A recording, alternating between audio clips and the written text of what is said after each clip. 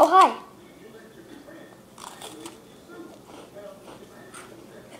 This is how you make a cookie sandwich.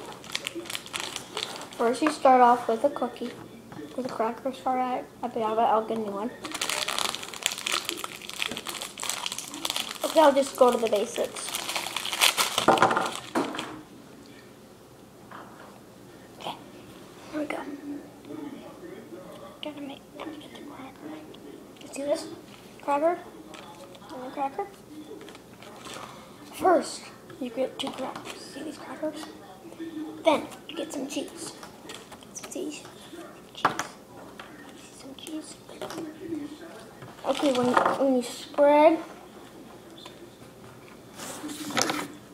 cheese on with some Parmesan cheese, garlic, and cheese. Okay, then you put the 2 crackers